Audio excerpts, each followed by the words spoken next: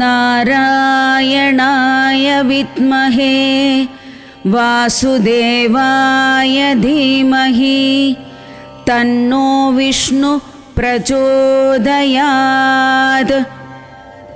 നമസ്കാരം. വിജയ ഏകാദശി എന്ന പേരിൽ നിന്നു തന്നെ വിജയ ഏകാദശി വ്രതത്തിൻ്റെ ഉദ്ദേശം അഥവാ പ്രാധാന്യം നമുക്ക് മനസ്സിലാക്കാം.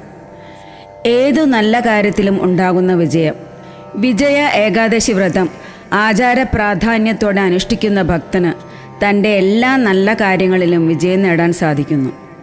ഇവിടെ ഭഗവാൻ തന്നെ മനുഷ്യരൂപം കൈക്കൊണ്ട് ജീവിതത്തിൽ വരുന്ന വിഷമഘട്ടങ്ങളെ എങ്ങനെ തരണം ചെയ്യണമെന്നും അതിലൂടെ എങ്ങനെ വിജയം കൈവരിക്കാമെന്നും കാണിച്ചു തരുന്നു. നമുക്ക് കഥ കേൾക്കാം. ഈ കഥ സ്കന്ദപുരാണത്തിൽ നിന്നും ഭഗവാൻ ശ്രീകൃഷ്ണൻ യുധിഷ്ഠിരന് വിവരിച്ചു കൊടുക്കുന്നതായിട്ടാണ് പറഞ്ഞിരിക്കുന്നത്. ഈ കഥ രാമായണത്തെ അടിസ്ഥാനമാക്കിയിട്ടുള്ളതാണ്. ശ്രീരാമൻ സീതയോടും ലക്ഷ്മണനോടുമൊത്ത് വനവാസത്തിന് പോയപ്പോൾ അസുര രാജാവായ രാവണൻ സീതയെ തട്ടിക്കൊണ്ടുപോയതും സീതയെ കാണാഞ്ഞ് ഏതൊരു സാധാരണക്കാരൻ ചെയ്യുന്ന പോലെ തളർന്നുപോയ ശ്രീരാമനും, എന്നാൽ രാവണൻ തട്ടിക്കൊണ്ടുപോയ സീതയെ രക്ഷിക്കാൻ ശ്രമിക്കുന്നത് ഭഗവാന്റെ പരമഭക്തനായ ജടായുവാണ്. ജടായു മരിക്കുന്നതിന് മുൻപ് സീതയെ രാവണൻ തട്ടിക്കൊണ്ടുപോയതും അതിൻ്റെ പിന്നിലെ സന്ദേശം എന്തെന്നതും ശ്രീരാമനെ അറിയിക്കുന്നു. പിന്നീട് സുഗ്രീവനുമായി സഖ്യം ചേർന്ന് വാനര സൈന്യവുമായി സീതയെ അന്വേഷിച്ച് പുറപ്പെടാൻ തയ്യാറാവുകയും ചെയ്തു. സീതാദേവി ലങ്കയിലുണ്ടെന്ന് വന്നറിയിച്ച ഹനുമാനെ തൻ്റെ മാറോട് ചേർത്ത ശ്രീരാമൻ രാവണനുമായി യുദ്ധത്തിനായി ലങ്കയിലേക്ക് പുറപ്പെടാൻ തയ്യാറായി. എന്നാൽ ലങ്കയിലെത്താൻ വേണ്ടി കടക്കേണ്ട സമുദ്രം വളരെ ആഴമേറിയ വലിയ സമുദ്രമായതുകൊണ്ട് അത് കടക്കുന്നതിനുള്ള ഒരു മാർഗവുമില്ലാതെ വിഷമിച്ച് എന്താണ് മാർഗമെന്ന് ലക്ഷ്മണനോട് ചോദിച്ചപ്പോൾ അടുത്തുള്ള ദ്വീപിൽ താമസിക്കുന്ന ഭഗദൽഭ്യൻ എന്ന മുനിയെ കണ്ടു വണങ്ങി ഉപദേശം സ്വീകരിക്കാൻ പറഞ്ഞു. അതനുസരിച്ച് മുനിയെ കാണാൻ ചെന്ന ശ്രീരാമൻ ഭഗവാൻ തന്നെയാണെന്നും മനുഷ്യജീവിതത്തിൽ ആചരിക്കേണ്ട മര്യാദകളെക്കുറിച്ച് മനുഷ്യർക്ക് മനസ്സിലാക്കി കൊടുക്കാനുമാണ് അദ്ദേഹം തന്നെ കാണാൻ വന്നിരിക്കുന്നതെന്നും മുനി മനസ്സിലാക്കി. അങ്ങനെ വിനയപൂർവം മുനിയെ വണങ്ങി മുനി ഉപദേശിച്ചതനുസരിച്ച് വിജയ ഏകാദശി വ്രതം നിഷ്ഠപ്രകാരം അനുഷ്ഠിച്ചതിൻ്റെ ഫലമായി രാവണനുമായുള്ള യുദ്ധത്തിൽ ജയിച്ച് സീതയെ തിരിച്ചു കൊണ്ടുവന്ന് വിജയശ്രീലാളിതനായി അയോധ്യയിൽ വാണു എന്നാണ് കഥ. ഈ വർഷം വിജയ ഏകാദശി വരുന്നത് 2026 ഫെബ്രുവരി 13 അന്നേ ദിവസം തന്നെയാണ് തിരുവില്വാമല ഏകാദശിയും. തൃശ്ശൂർ തിരുവില്വാമല വില്വാദ്രിനാഥ ക്ഷേത്രത്തിലെ ഏകാദശി ഗുരുവായൂർ ഏകാദശി പോലെ തന്നെ വളരെ പ്രാധാന്യമേറിയതാണ്. വിജയ ഏകാദശി എന്നും തിരുവില്വാമല ഏകാദശി എന്നും ഈ ഏകാദശിയെ പറയുന്നു. ചെമ്പൈ സംഗീതോത്സവം പോലെ വില്വാദ്രിനാഥ സംഗീതോത്സവം ഇവിടെ സംഘടിപ്പിക്കുന്നു. അഷ്ടമി തിഥിയിലാണ് ആഘോഷങ്ങൾ ആരംഭിക്കുന്നത്. ദശമി, ഏകാദശി ദിനങ്ങളിൽ പ്രധാന പരിപാടികൾ നടത്തുന്നു. ഏകാദശി വിളക്കിന് ശേഷമുള്ള ഏകാദശി ദിവസം രാത്രി നടത്തുന്ന ഘോഷയാത്ര പുലർച്ചെ വരെ നീണ്ടു നിൽക്കും. പുനർജനി ഗുഹ തിരുവില്ലാമല ക്ഷേത്രത്തിൽ നിന്ന് 2 കിലോമീറ്റർ അകലെയാണ്.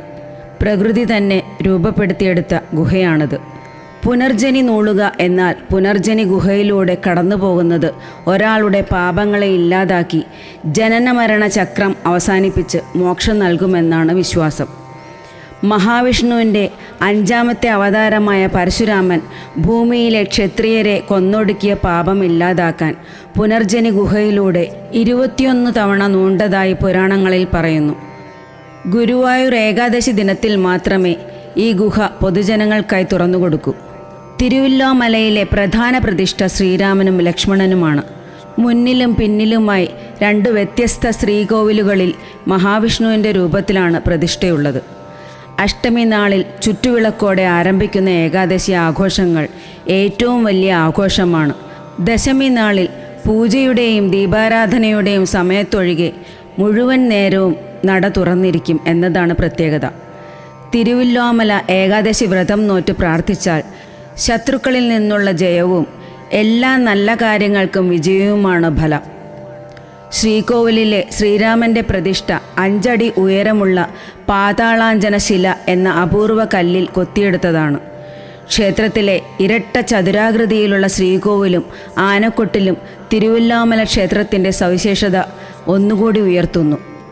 സമുദ്രനിരപ്പിൽ നിന്നും 100 അടി ഉയരത്തിലാണ് തിരുവില്ലാമല ക്ഷേത്രം സ്ഥിതി ചെയ്യുന്നത്. ക്ഷേത്രത്തിൻ്റെ കിഴക്കുവശത്തുള്ള ഭൂതത്താൻ മല എന്ന കുന്നിലെ ആൽമരം ഒരു മനോഹരമായ കാഴ്ച തന്നെയാണ്. ഏകാദശി തിഥി 2026 ഫെബ്രുവരി 12 ഉച്ചയ്ക്ക് 12:22 ആരംഭിച്ച് ഫെബ്രുവരി 13 ഉച്ചതിരിഞ്ഞ് 2:26 അവസാനിക്കുന്നു. പാരണ വീടേണ്ടത് 2026 ഫെബ്രുവരി 14 രാവിലെ 6:46 മുതൽ 9:08 വരെയുള്ള സമയത്താണ്. ഹരിവാസരം വരുന്നത് ഫെബ്രുവരി 13 രാവിലെ 8:30 മുതൽ രാത്രി 8:30 വരെയാണ്. ശ്രീരാമഭുജംഗം, ശ്രീരാമാഷ്ടകം, ശ്രീരാമ സഹസ്രനാമം, വിഷ്ണു സഹസ്രനാമം എന്നിവയെല്ലാം ചൊല്ലാവുന്നതാണ്.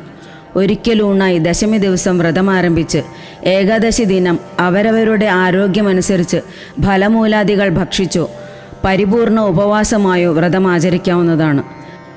അധികം സംസാരിക്കാതെ നാമജപവും പ്രാർത്ഥനയുമായി കഴിയുന്നതിനാണ് പ്രാധാന്യം. എല്ലാവർക്കും പ്രാർത്ഥനയോടെ വിജയ ഏകാദശി വ്രതം അനുഷ്ഠിച്ച് എല്ലാ കാര്യങ്ങളിലും വിജയം കൈവരിക്കാൻ കഴിയട്ടെ എന്ന് പ്രാർത്ഥിക്കുന്നു. മംഗളം ഭഗവാൻ വിഷ്ണു, മംഗളം മധുസൂദന, മംഗളം പുണ്ടരീകാക്ഷ, മംഗളം ഗരുഡധ്വജ, മംഗളം ഗരുഡധ്വജ.